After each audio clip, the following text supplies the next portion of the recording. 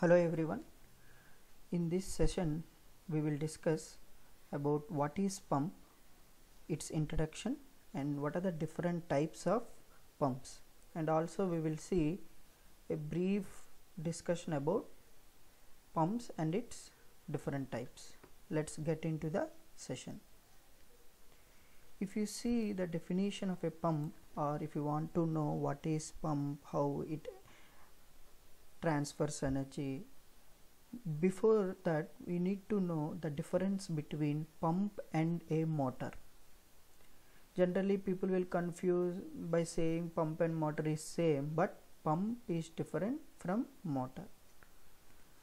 So generally if you see the definition, pump is defined as a mechanical device. Pump is nothing but a mechanical device which converts mechanical energy to hydraulic energy. So generally people say pump transfers energy from electrical energy to mechanical energy and mechanical energy to hydraulic energy, but here there is a small difference between pump and motor. Generally motor will take the electrical energy and converts into mechanical energy. So then motor will be connected to the pump, so that pump will take that mechanical energy from the motor, and this mechanical energy is converted into hydraulic energy in the pump.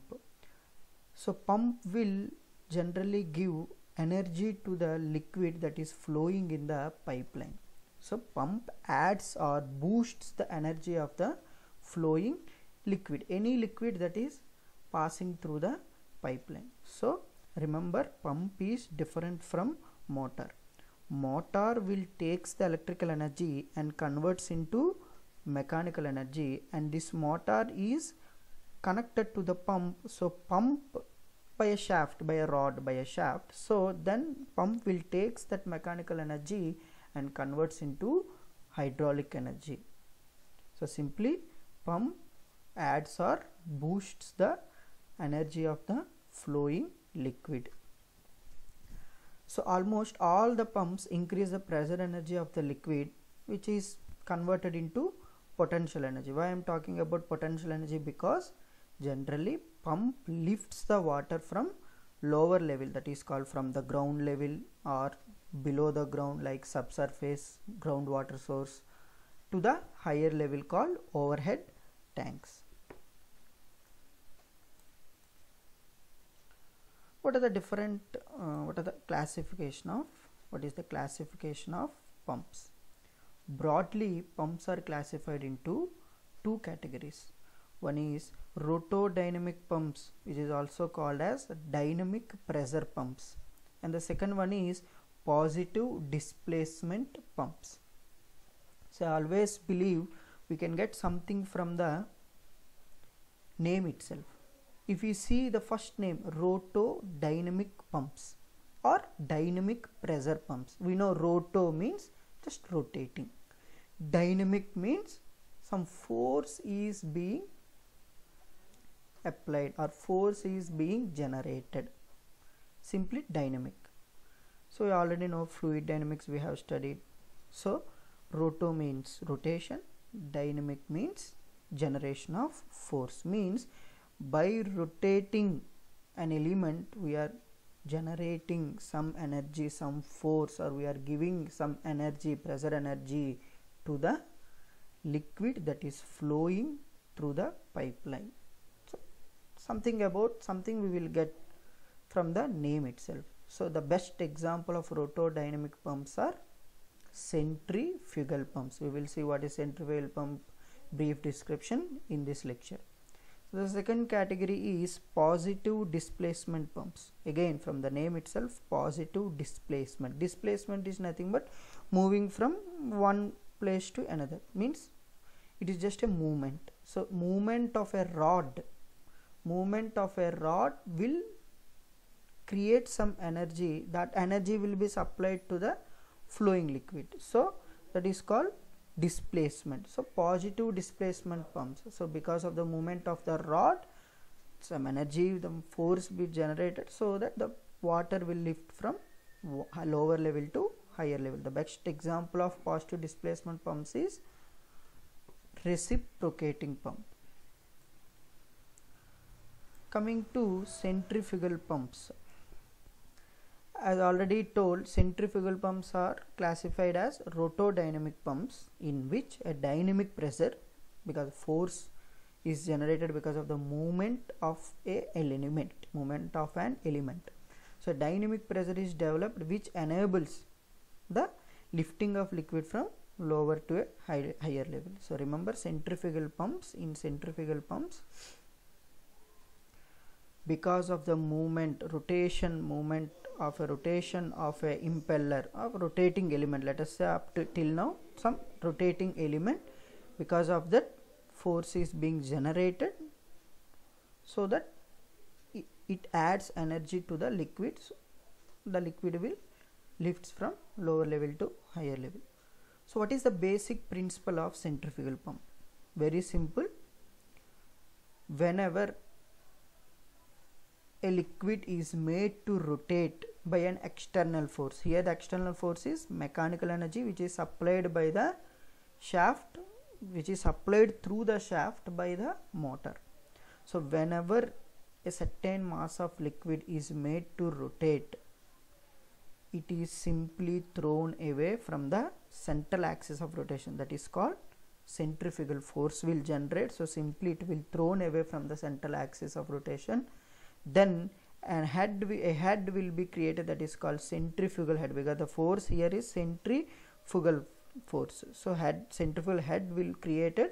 It enables the liquid to rise from one level to another level. So simply, whenever a certain mass of liquid is made to rotate by an external force, it is thrown away from the central axis of rotation. This is the basic principle of centrifugal pump. Name comes from, because here force generated is centrifugal force, so that's why the name is centrifugal pumps. Simply remember like this: centrifugal pumps, because of this pumps centrifugal force will generate, so that liquid will lift from one level to another level. In addition to the centrifugal force, as liquid passes through the revolving wheel, here the rotating wheel in pumps is called impeller, but in turbines it is called runner. Rotating element in turbines is called runner, but in centrifugal pump, rotating wheel or rotating element is called impeller. Remember, whenever the liquid passes through this impeller, here not linear momentum, here angular momentum changes, which also results in increasing the pressure of liquid, because we are adding energy. The pump is boosting or adding the energy, so that's why here the pressure is increasing the pressure. Since it is a closed conduit, because the liquid passes through the pipeline, so it is a closed conduit, so obviously the pressure of liquid will increase. So in addition to the centrifugal action, in addition to the centrifugal force, here if the liquid passes through the rotating wheel is called impeller, it's not linear momentum, angular momentum changes, so that's why pressure energy will increase. If you see the layout diagram of centrifugal pump, this is the layout diagram of centrifugal pump. So here let us say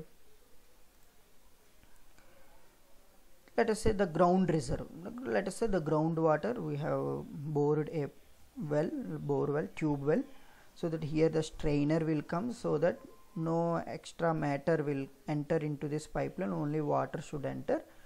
So here this is the first component, strainer.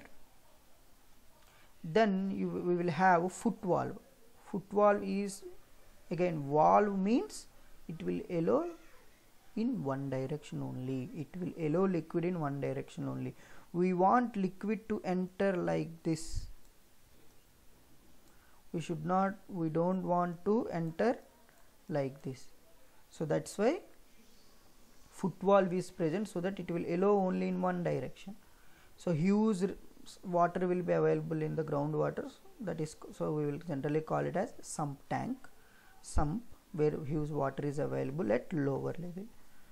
So if you see, this is the impeller, this is the closed casing, so this is impeller. So back side of it will consists of motor, and this is a shaft, and this is the eye. We will also call center of the impeller is called eye. This is called shaft. Behind that motor will be there, so that motor takes the electrical energy and converts into mechanical energy. So shaft will rotate. We will mount this impeller to this shaft so that impeller will rotate. So here, if impeller is rotating, at the center called eye of the impeller, at the center you will observe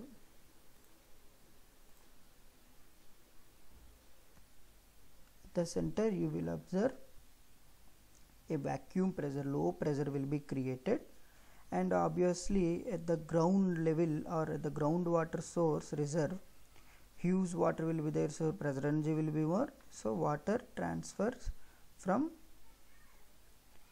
more pressure energy area to less pressure energy. So then water enters to the casing at the center, then it will comes like this, then simply because of the centrifugal force, whenever mass rotates, centrifugal force will act so that it will thrown away. Whenever through the impeller the water is thrown away, it simply takes this path. This is called delivery pipe, and delivery valve will be there, only it will allow in this direction only. Again, so water will enter like this through the suction pipe, and it enters the pump through the eye of the impeller, and it will takes, because of the centrifugal action, it is thrown away and takes it into the delivery pipe, and obviously it will enter into our overhead tank. This is how the water lifts from lower level to higher level in centrifugal pump. Now coming to reciprocating pump, this is the best example for positive displacement pumps. Simply because of to and fro motion of a piston in a cylinder, in a closed cylinder, the liquid is being sucked and it is being pushed to the delivery pipe. So the positive displacement pumps are those pumps in which the liquid is sucked and then it is actually pushed or displaced due to distrust exerted on a moving member, which results in lifting of the liquid to the required height. Simply in reciprocating pumps, a closed chamber will be there.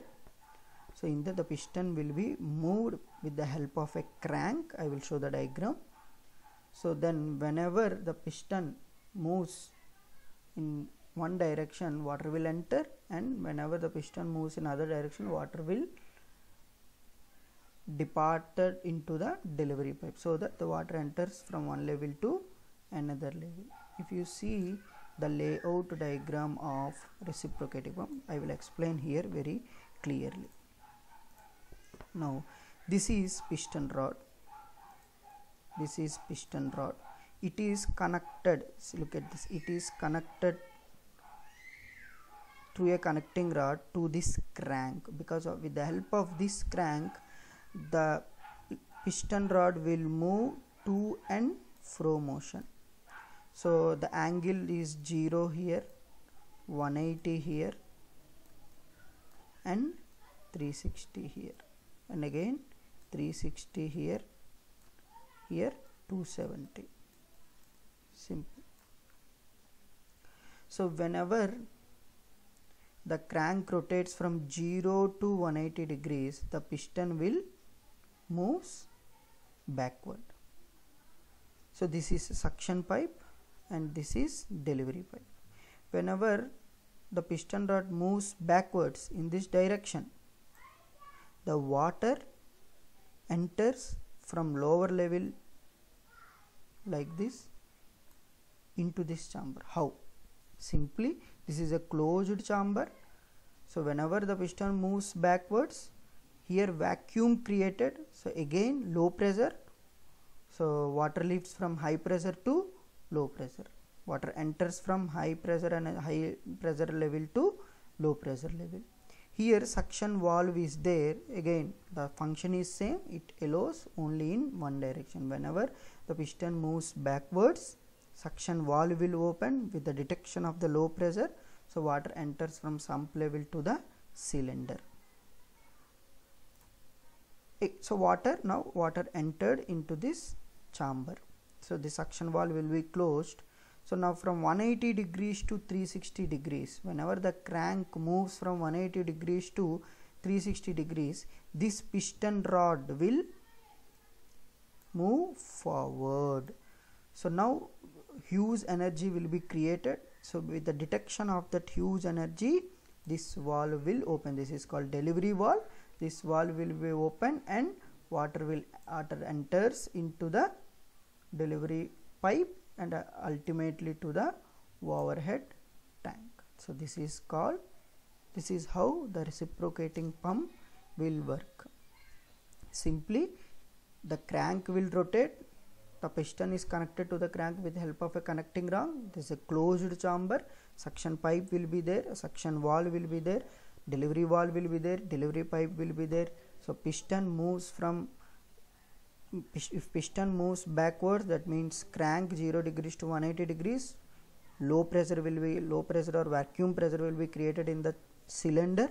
So water enters from high pressure zone to low pressure zone through the suction pipe. Now suction valve will be closed.